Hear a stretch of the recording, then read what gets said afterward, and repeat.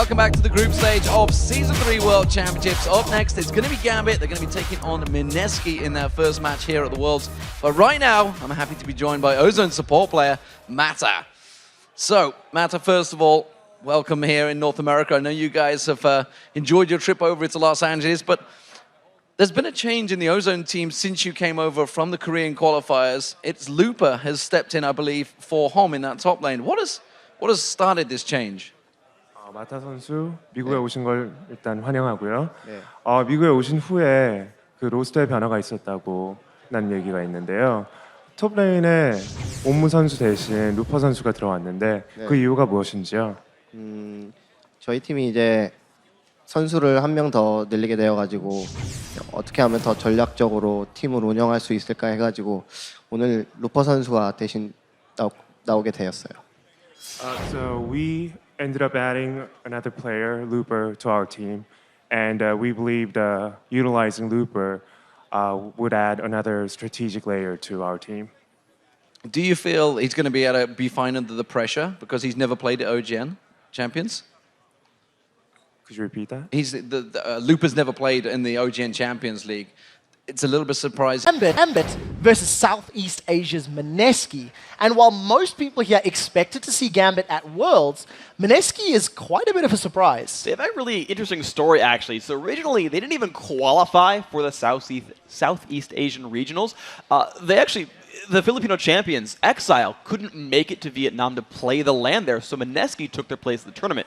And at the SA regionals, they got sent to the loser bracket by Singapore Sentinels, who were the favorites to win that whole tournament. But MSK bounced back, clawed through the lower bracket, and then won 2 games straight against SGS and won the champions. So MSK basically coming out of nowhere, 2-0 at the very end. Suddenly they're here at Worlds, and they've just got to rally that momentum and surprise everybody. Yeah, and it's something that the Singapore Sentinels did last year as well, if you recall correctly, falling in the final. And you know, while most people are a little bit unfamiliar with the members of MSK coming into this tournament, one player that really stood out during the qualifiers that we were talking about through their entire run was their AD carry EXO. Yeah, EXO's done very, very well. He out-dueled the Southeast Asian All-Star Chawi in that grand final matchup, and he went 28 and 28 in those 2 games. So he's put up some very good performances.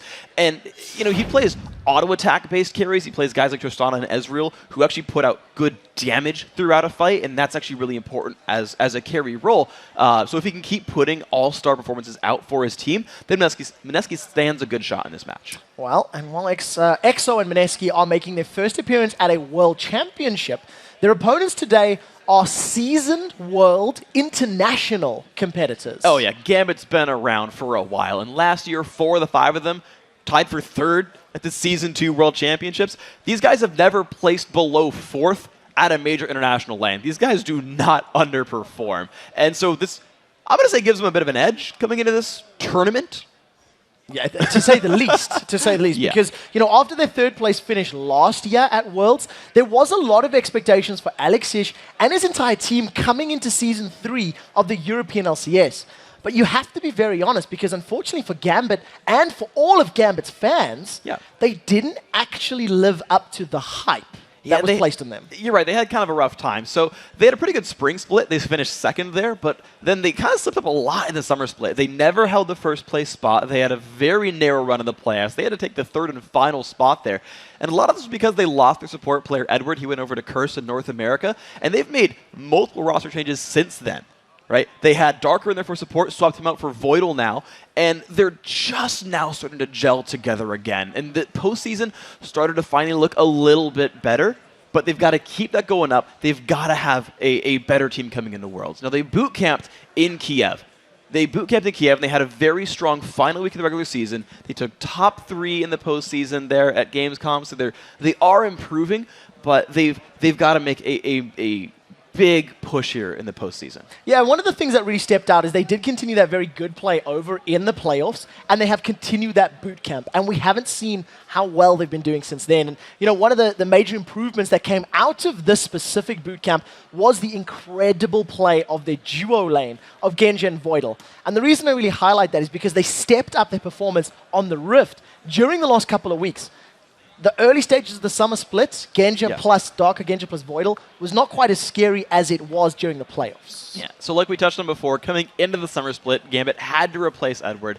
Right, Darker Field, they put in Voidal, and communication issues were really the big struggle. We talked to a lot of the people about duo lanes, and they say it's about synergy, it's about being on the same page, and adding a new player can be rough. So yeah, it took them some time to get up to speed. That boot camp seemed to have gelled that synergy there. The duo lane and the bottom lane is getting a lot better. There is a quote I want to reference from an interview that they did with Genja where he said, a duo lane has to be more than a duo lane. We have to be, and he pauses, and he goes, friends? And he almost sounds confused at that, and I wonder if him and Voidal have made friends. Guys, we've talked about the bootcamp and the new support, but if we're talking about the key to Gambit's success, we do have to look at the all-star jungler, Diamond Prox. Yeah, Diamond is recognized as one of the best and the most innovative junglers in the world. He's always been known for his Lee Sin, but he really had some, I would say, enlightened games with Jungle Karma, and that actually took Europe by storm a little bit. And in the regionals, it was his Evelyn and Aatrox that helped get Gambit to Worlds. Yeah, while Diamond and crew are used to playing in front of thousands of fans, today they'll actually be playing against some of their fans when they step onto the Rift to battle MSK. I'm very excited. I never thought that I'll reach this point. I'm one of their biggest fans. I actually wanted them to win Season 2. It's really awesome when you are playing against your fans. It's gonna be a pretty hard match for us. Every team here is the best teams in the world. I consider Alex as a very good mid laner. For now, it's half exciting and half nervous for the upcoming matches. I think it's cool. A lot of SCA teams and other teams that are coming here were our fans like last year.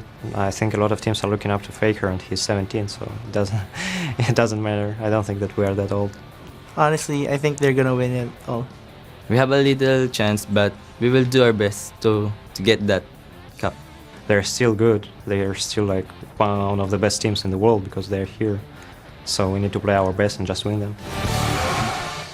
It's a little disheartening to be like, all right, we think they're going to win the tournament, but we'll do our best. Yeah. Guys, let's take a look at those starting lineups. In the blue corner, of course, it is Gambit Gaming. Up in the top lane, it will be Darian.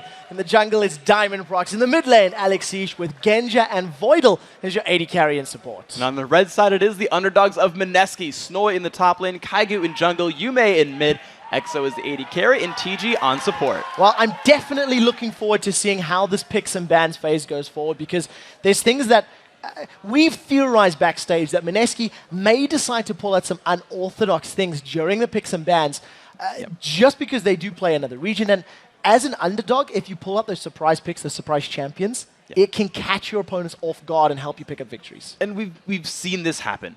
Early game plays, early game gambits really can set you apart. Lemon Dogs got an early game lead against SKT1. Unfortunately, they didn't have the mid game to follow. But OMG got a really good early game lead as underdogs in that matchup. Is right, like basically, literally everyone, not literally, but like basically everyone thought SKT1 was going to win that matchup.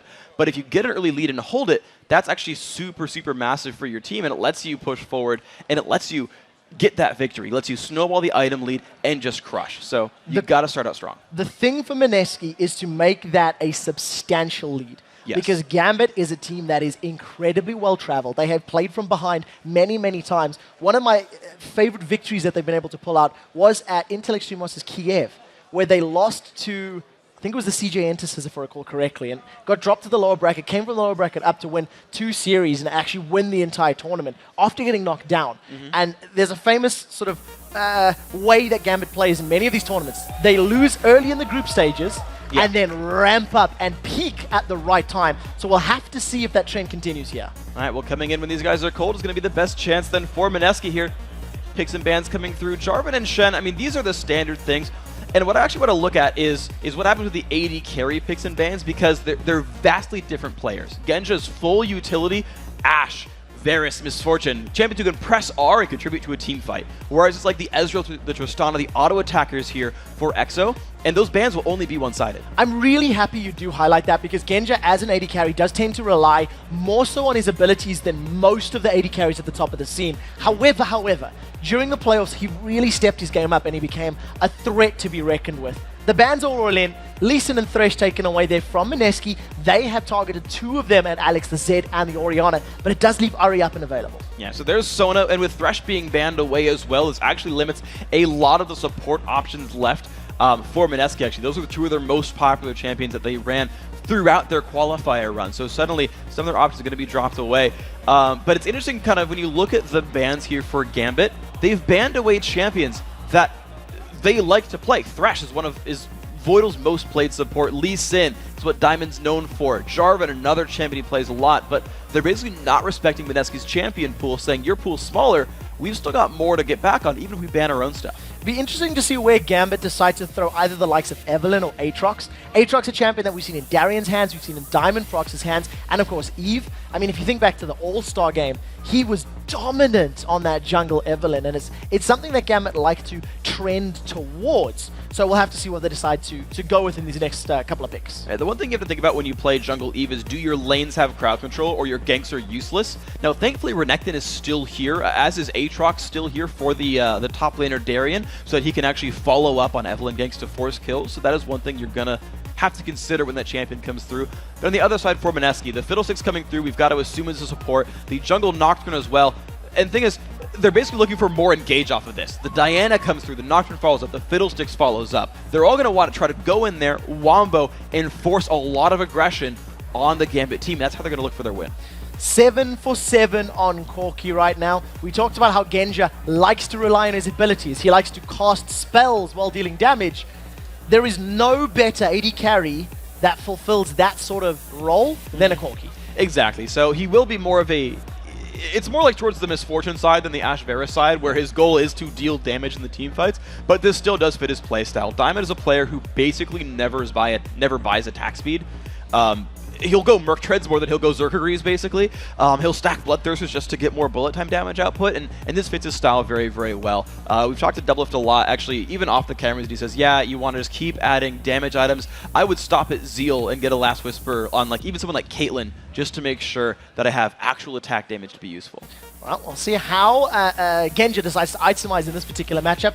MSK have followed up their next two picks with a Diana and Ezreal. So this little combo of Fiddle, Nocturne, Diana, there's a lot of sort of dive-in potential that's coming up. Yeah. And that's going to be Diana versus Ahri in that mid lane. That's a matchup that we don't see all too often, but is sort of there. It's on the fringe cases. Yeah, it's interesting because both laners have really good push potential and both have pretty good kill potential. They're both able to dash in there, start a battle, crowd control their opponent, and if you get follow-up from your jungle, that's a very likely kill to come through. So it's going to be how well do these guys actually play the matchup.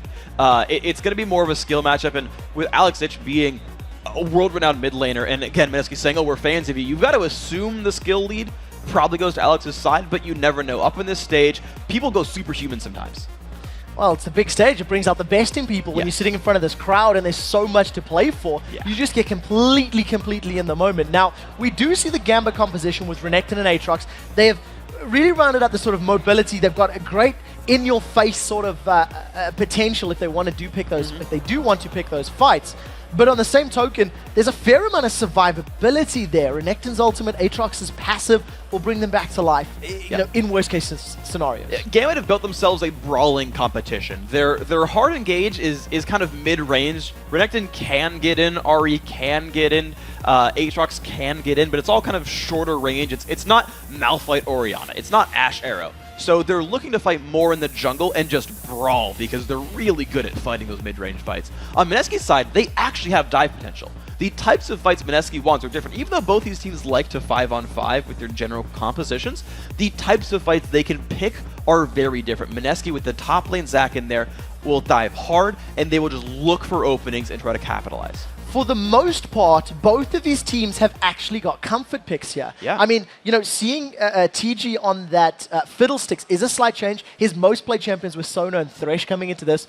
Thresh was banned, Sona was taken away. Exactly. So, you know, he had to switch over. Genja, not necessarily renowned for his Corki of late, but we know he played it in Season 2 and he played it phenomenally well. So everybody's playing what they're comfortable with, what they know very well. And it's going to come down to whoever can make better use of their champions correctly.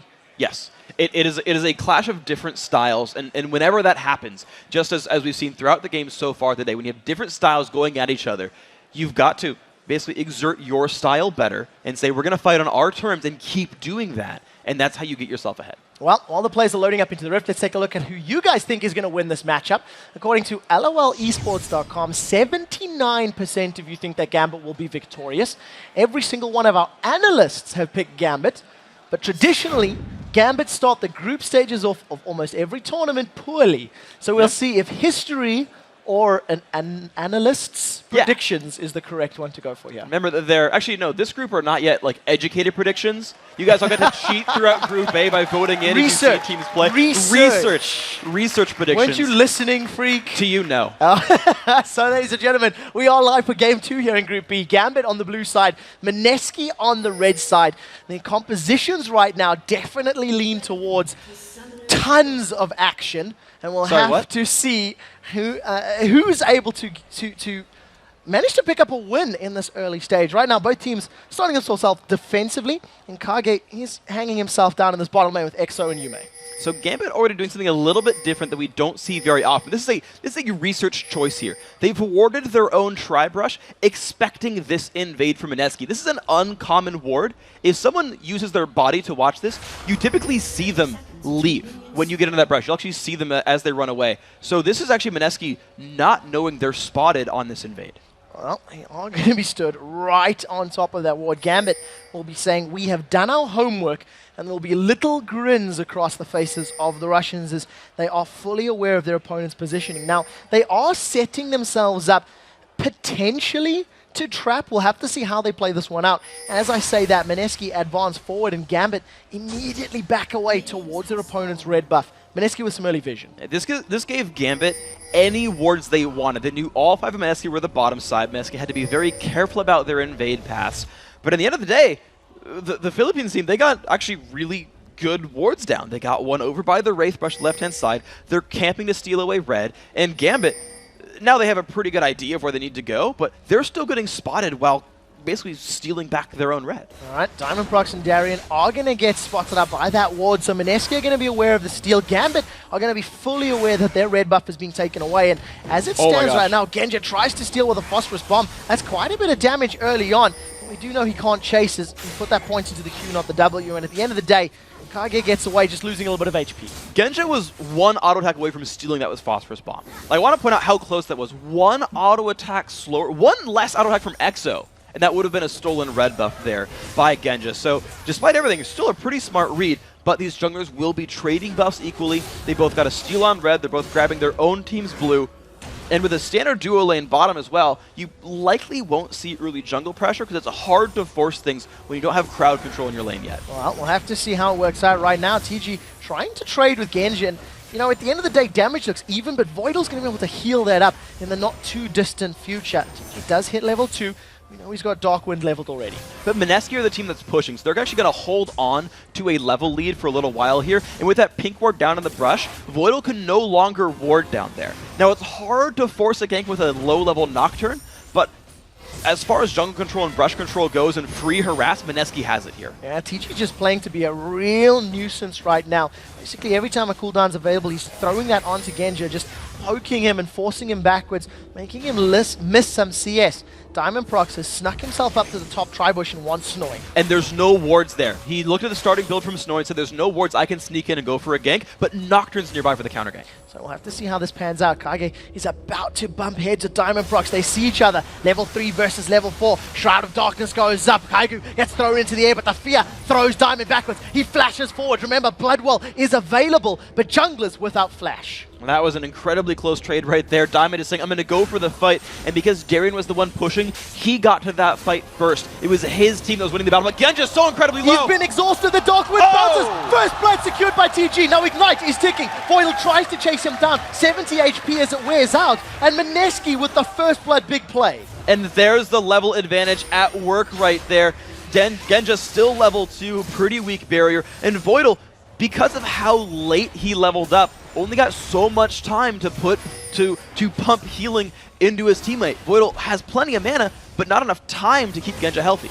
Well, we'll see how this pans out. EXO right now, 23 CS to 14 as he decides to back away and starts to recall. Now, I want to highlight, EXO played Ezreal an excessive amount during the playoffs, and he built what we call the sort of Elementalist build.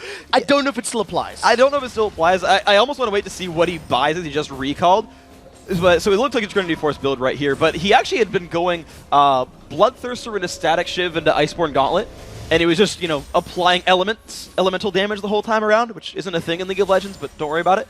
And it was just interesting and thematic, but I'm going to expect it's the standard Trinity Force style, but having Trinity Force earlier is going to be a pretty big lead for him. Yeah, we'll have to see which of these Trinity Force AD carries can get to that item first and make better use of it. Remember back to the analyst block segments, Doublelift was quite outspoken that Ezreal with Trinity Force not quite as awesome as Corki with that Trinity Force. A 600 gold lead for MSK, and basically the early game has gone their favor so far. Yeah, so what you've seen with Genja is he needs to kind of keep his lane alive. Now, typical for Genja, he gets 2 to 3 Doran's Blades anyway, but he's been forced to pick this up just to try to survive and get stats for the lane, whereas Exo's already on his way to Trinity Force, has the longsword, has boots as well, so he won't even die easily. And now both junglers, though, on opposite sides of mid, looking to turn this fight around. Alex gets pulled backwards by the Moonfall, but that's massive damage. Once Diamond Prox joins in, Ignite is ticking away. Alex secures a kill onto Yume as the Blood Will passive throws Diamond up into there. Kaigu is going to use that Shrine of Darkness to block a spell, but cannot stick through the sustained damage, and a successful gank by Diamond. The burst damage coming out for Diamond is so much right there, forcing the kill. The bottom lane, honestly, for MSK at this point, won't be able to win anymore, I don't think, just because there's enough sustain coming out from Voidal. He's already got 2 points in his heal right there, and Genja's not going to fall over anymore. But the mid lane is now what's important. So the bottom lane is frozen and whatever. They're just going to farm for a while, and their mechanics will determine minion farm scores. But Alexich now being a kill up and 13 minions up on Yume means he will bully that Diana out of lane, have more pressure roaming, and Alex will have a field day on this map. Well, we'll have to see how efficient he can make that happen. Currently 13 CS ahead. He does have a level advantage for the time being, but I can't imagine Yume is very far away from hitting level 6 himself. And what we do see is that top lane heavily pushed in favor of Darian right now. He does have a pink ward in his back pocket, but he's decided not to use it. Now, you may be right about that. The Diana right now going for the race, and that might just be enough experience to get 6. If not, he'll get it on the next wave. But if he doesn't here, there's still an ability advantage. Okay, he does just barely hit 6, but even still, I don't think you can force Alexich out of lane. Even though Alex hasn't picked up any more durability, just the 2 Doran's Wings on each side, there's just not enough damage out here unless Nocturne forces his way in. Well, Nocturne does actually have his Paranoia available, so that's a pretty easy way in if you're looking for an opening. But the question is whether or not that's going to be enough to stick to Alexich's Uri. He's got 3 charges on the Spirit Russian, a Fiendish Codex to boot, so some CDR to make it even more available, more often, moreness with that item. Yes, exactly. So it's just going to be Alex, again, running around with the map. He has enough ability power now that by the time he hits level 9, he will one-shot caster minions with Orbo Deception. Even now, they'll only take about 1 auto attack to make sure he clears the wave. So Alex will keep Yume at his turret, and basically, Diana has to ask permission to leave his lane. What we've seen from both of these teams thus far, with the exception of the 2v2 in the bottom lane, is that Diamond Prox and Kaigu have sort of, Kage rather, have moved to the same positions relatively similarly. You can see now once again, Diamond Prox and Kaigu in the same area of the map. TG is going to throw down the Fear onto Voidal. Ignite now is stuck onto Fiddlesticks. He's back away with about 450 HP.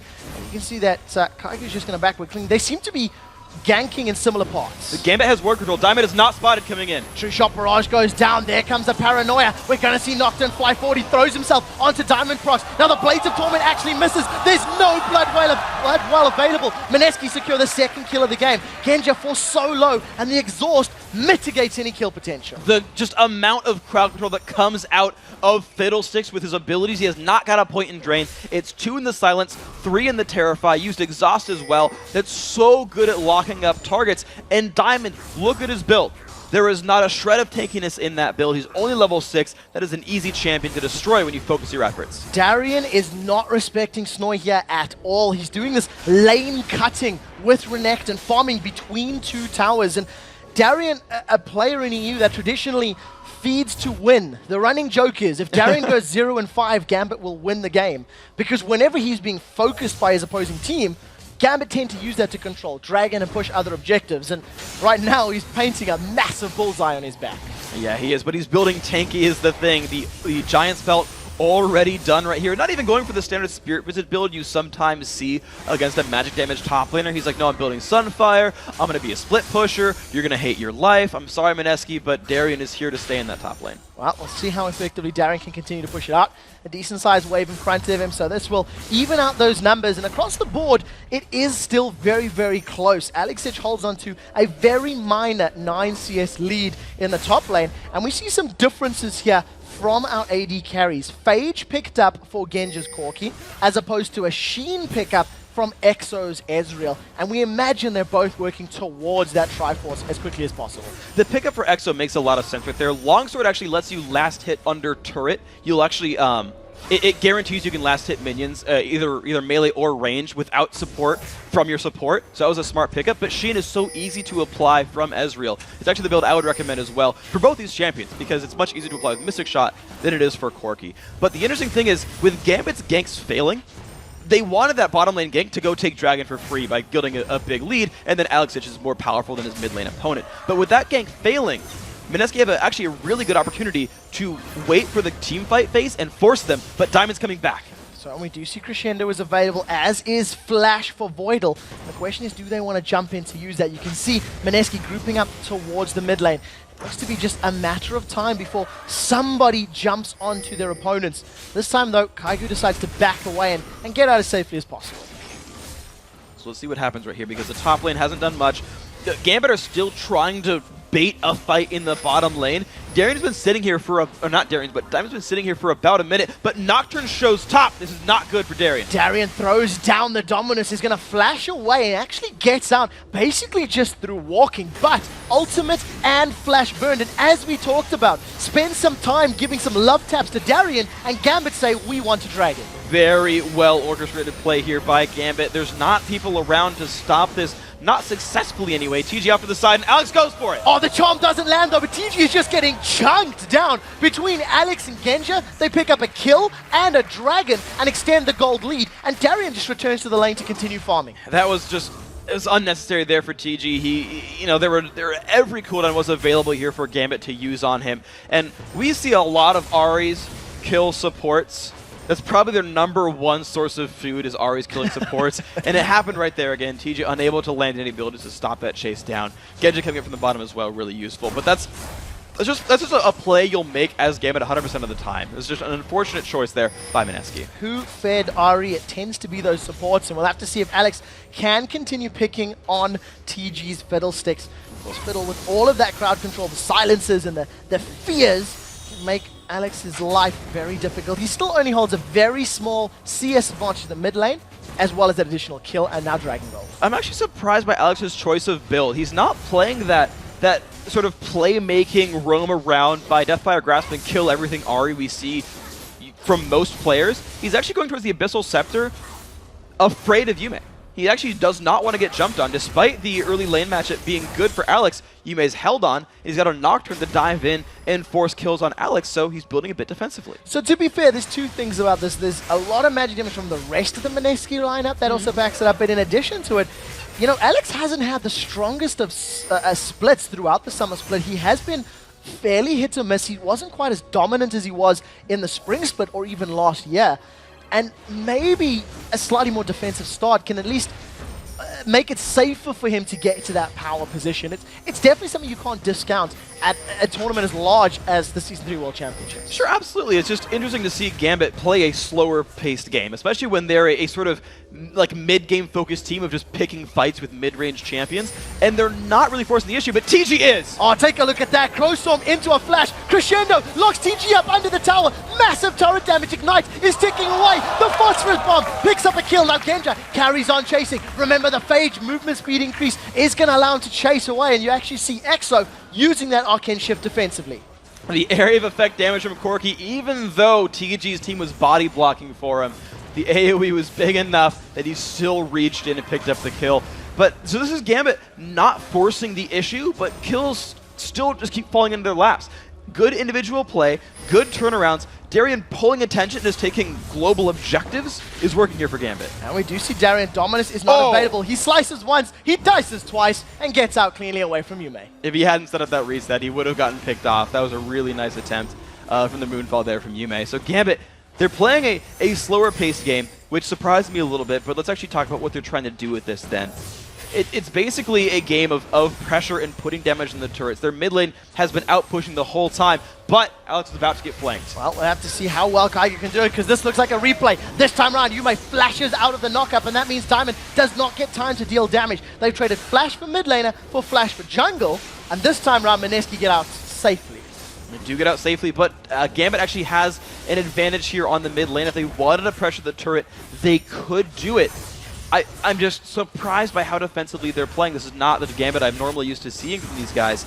So it is them building slow, aggravatingly, just piece by piece minion leads across their various lanes, and they're just waiting for some kind of openings to happen. They're grabbing dragons on a respawn, and that's good at building them a lead. They're hoping to find some turret pressure, but Diamond is not finding any ganks. Well, talking about the Dragon, MSK are going to be well aware of the Dragon timer, and they should be able to at least set up vision and potentially challenge for the very next Dragon that spawns. But we are a couple minutes away from that. As it stands right now, Sunfire Cape completed for Snoy Zack up in the top lane. Sunfire Cape being worked towards by Darien up there in the top lane, and nothing really major being completed across the board. You may, in fact, get into that Abyssal Scepter before his counterparts, Alexish. Yeah, well, he did sidestep part of the build and not get a Phoenix Codex as part of that one. So I understand the fact that it's a little bit slow here. But it's actually interesting to point out is that Darien is actually still stacking armor. We actually just mentioned how match damage heavy the MSK lineup is, but Darien just wants to go into the back line, fully with Crescendo. That hit nobody. This could be rough. Here comes TG, Crowstorms forward, a Valkyrie away from Genja. Even though the fear lands, it was after the Valkyrie. TG just gets shut down by the burst damage of Gambit. And a great, dare you call it, counter gank. And now Alex is looking to make a play, but Kagu's nearby. A great arcane shift. Alex continues chasing, is not going to be able to burst through the barrier. Ignite is ticking, 110 damage, and if that missile barrage had landed, it would have been enough to pick up a kill, but Alex gets away cleanly. It's not over yet, as now Yume wants to get a taste. Dragon is up in 55 seconds, and this is a repeat of the previous bottom lane fights, which Gambit were hoping would secure them a safe Dragon. Yeah, exactly. It was basically Genja's reflexes being good enough to Valkyrie away from Crowstorm before the fear got applied by TG. And just like last time, unfortunately Fiddlesticks overextended by doing that and got punished for it. But now 30 seconds left to go till Dragon means that really both these teams can choose to reset for it. Darien, yeah, he's going to survive this one. Yeah, Darien's not going to be able to win a fight against Snoy plus a turret, but they were trading fairly evenly. Darien actually used his Dominus there, basically just for harass and to keep pushing the wave. It's a farm lane again. You know, both of these top laners just trying to get as tanky as possible and ideally getting to a point where they can wreck the backline of their opposing team. Yeah. Well, so for what it's worth, Zac does better with no items than Renekton does with no items. Renekton needs to get big to be useful. Zac can theoretically be level 6 and at least do something in a team fight. So compared to that, it's a little bit better for Gambit that this is a farm lane. But Snowy's going to get to the point where he's really going to ruin Genja's day. He's building for a Magic Pen build on top of the Sunfire Cape.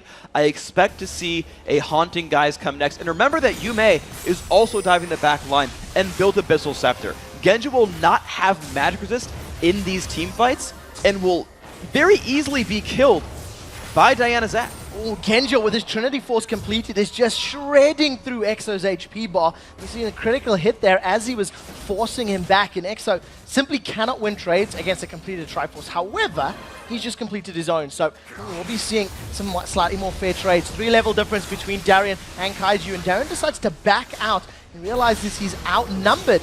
But knowing the number of members of MSK up in the top lane, it does allow Gambit to start off this Dragon. It doesn't look like Philippines MSK will want to challenge this. Just like clockwork, Gambit managed to pressure the bottom lane away and then show up to take the Dragon down. This is another one uncontested because MSK aren't really able to contest them. This is the gold lead that Gambit are building. They might get a catch here. Yeah, it's not over yet. We do see Crowstorm goes down. They're trying to focus Genja and Voidal. Genja once again gets out cleanly. The Crowstorm has done nothing to him. Alex secures the first kill of the fight. Is now Diamond Prox's Bloodwell passive does get popped. They've shut down Ezreal in the background and now turned their attention over to Yume. Diana is now out as we see Snoy gets charmed up. That was a great charm by Alexic. The Bloblets pop up and the question is, who scrambles to squash them?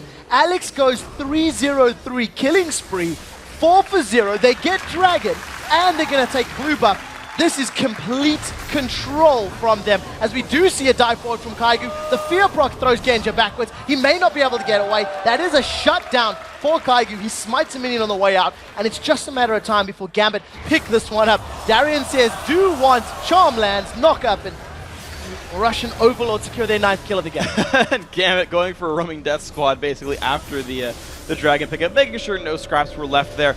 And that's now finally a real lead here for the Gambit squad. They've taken their time with these fights. Let's watch the battle come in. TG is going to try again for a Crow Storm, but he's coming in at half HP. It's a very easy pickup there. The Crescendo making life difficult. Alex really just super easy to pick that fight up. But now it's the fight in the back line. Look, Alex finally did go Deathfire Grasp, and he just can get rid of that back line. Diamond was actually the focus of the Mineski lineup, and all they did was pop his Bloodwell.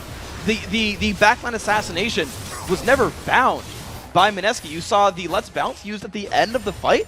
Mineski, despite wanting to engage, aren't even engaging properly. And you've seen there, TG throws himself in with the Crow Storm and didn't follow the CC up. It had already been used. The Fear as well as that Silence. Right now, Darren's got that Hex Drinker completed, so he's going to be able to survive some of that magical damage that's coming down from his opponents. We'll see a Hex Drinker as well as that Bilgewater Cutlass completed by Diamond Procs as well. And, Gambit's playstyle right now is in some ways reminiscent to that of the Chinese teams, going for that roaming death squad. You can see Darren once again very, very extended, does get feared sideways. Knockup comes up from Snowy, but doesn't manage to land. Slices once, dices twice. Darian's done this before, it's not over yet. Flash is available, he should be able to flash away, but here comes Alex. They've taunted up Yume, he's going to Spirit Rush forward. Ignite is ticking, that should be enough to pick it up. That is a rampage now for Alexich. There's no more procs on the Spirit Rush, but the Charm does land. Kaigu actually spell shielded up. It's not going to be enough to save him, and now Diamond procs with an Ignite on is trying to get away. Blades of Torment lands, he gets a massive lifesteal. Saves his life for a couple of seconds as now Snowy flashes over the wall. Darian with the flash still in hand is going to pick up the kill in the background. Kill credit lands with Kaigu. It's not over yet as now TG does throw into the Crow Storm. Genja gets out of range, picks up a double kill. And Sun, you are not going down to the birds as Genja just blows him up. Absolutely incredible fighting by Gambit. Those are the jungle fights, the mid-range fights they were looking for. Honestly, this entire game has actually given Gambit the types of battles they wanted. These split up 3-on-3s. They've got guys like Renekton and Ahri who love to fight small engagements. And when Genja's ahead on items, he's just simply going to beat you in a fight. The Crow Storm jump in was nice from TG, but it just wasn't enough to win the battle. That bottom lane is so far ahead. Here's a replay of this bottom lane fight. So Freak, what really helped Genja? Really, really good Terrify. He gets a lot of damage from the Crow Storm, but this Crescendo means everything. It locks up both TG and EXO, and as you mentioned, Genja was out of range of the Crow Storm for the last about second of that damage, and no longer took damage from Ezreal, which means he got to turn it right back around, put the burst down, which Corki does really well, and just get the rest of the damage he needed. Could say that Mineski could not avoid that Crescendo. Right now, Gambit 14-4 up on the kill score, 10,000 gold advantage and in a real power position. Bloodthirster completed and Genja is just going to delete Yume. Now they try to focus on Kaigu as he throws himself off to the right. Genja continues the chase. Missile after missile is just shredding through the HP. It actually continues to slash everyone else. Blades of Torment is going to slow TG and EXO is out. They now split up. A flash over the wall. Valkyrie should be up. In fact, Darian's going to slice through and it's just all too easy for Gambit right now. They see hero and kill hero. Yeah, at this point, they've got a very, very large lead, 13,000 gold. And this is Gambit now saying, all right, we can siege at this point. We've got Sona to keep her health bar up. There's a bit of sustain from Genja and Alex Ich. Actually, a lot of the Gambit's lineup has actually some decent sustain, and they can just keep pushing forward, breaking down minion lines, and pushing into the turret. I think they could even fight a battle underneath the Mineski turret and win because Darian has so much health and armor. He can just tank that damage. Well, we do see them now bashing away on this inhibitor turret. Diamond Procs throws down that ultimate of Massacre. Massive amount of attack damage in the background. Crescendo once again locking up Mineski. They have traded kills though as Alex has dropped down. We do see a second kill onto Snoise. Now Kaigu is going to get dropped by those Blades of Torment. Yume in the background doing the best he can to run away. The shield kept him alive for a few seconds, but EXO is the final target as Gambit just rotate. They pick up a clean ace Inhibitor's going to drop, and Gambit are not going to stop. They're going to get on the Nexus turrets. They've got 20 seconds until the next important champion respawns. That should be enough for them to close out this game and start the group out 1-0. Game had a little bit of a slow start in the game, but they turned it on in the mid-game. Only 24 and a half minutes in, they're going to take down MSK's Nexus. For the longest time, this game was so incredibly close. 4-2 in kills, and in the space of 8 to 9 minutes, it just blew up. Voidal went 0-0-10. Did not drop a single death in that game, and bar for one crescendo, really helped keep Genja alive. So I'm impressed, I guess, by the actual game plan then from Gambit. I thought this was weird. They're not playing Gambit style. They're waiting so much to start pick up the kills. Like, they don't really want to be the team that gets dived and gets picked on, and you don't want to let the other team set the pace. But Gambit said, no, we're just waiting for certain items to come through. Get the Trinity Force done, wait till the Deathfire Grasp actually comes through, the Sunfire Cape's done, and Daring can pull more attention, then we'll turn it on and just crush you. Well, MSK, they had a couple of moments there of brilliance. They got the very first blood in a straight-up 2v2 against Genja and Voidal. You've seen that Kaigu was roaming the map, and you know, for the first opening couple of minutes, was actually reading Diamond Procs relatively well. They were always in the same area at the same time, but they just couldn't turn it on when they really needed to. And now, the composition here for MSK was engage. It's start fights. Diana, Nocturne, Zac. Those are the engagers. Those are the initiators. It's up to Ezreal and Fiddlesticks to follow up on that engage, because you've blown all your crowd control on the Zac or the Nocturne to try to get them off you. And then Crowstorm shows up from behind, yells caw, caw, caw, and everyone falls over. Unfortunately for MSK, they never got that plan rolling. The let's engage on our terms and start a team fight. That never happened. Gambit set the pace, started the Dragons, and then whenever MSK tried to stop them at the Dragons, Alex ran up to the side and found someone and killed him, right? The preying on supports. That actually removed part of the teamfight comp for MSK. They removed crucial parts of the 5v5 to not get follow-up damage. Well, I hope they have learned a lot from this matchup, because they do have 7 more group games to play. Guys, we do need to take a very quick break. But when we return, we'll be talking to Gambit's manager, Konstantin Pikina, about his team's dominating performance. Then, the Korean powerhouse Ozone and their mid laner Dade take on ManCloud and North America's Vulcan. The League of Legends Season 3 World Championship. We'll be right back.